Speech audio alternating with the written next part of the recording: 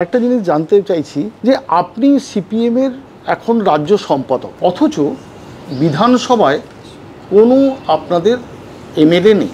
এটা কি আপনার প্রশ্নটাকে উল্টো দিকে ঘুরিয়ে বলতে পারি, যদি মজা করে বলছি যে আমি সম্পাদক, বিধানসভায় কোনো এমএলএ নেই, বা এরকম হতে পারে বিধানসভায় কেউ নেই বলেই আমি সম্পাদক হলাম।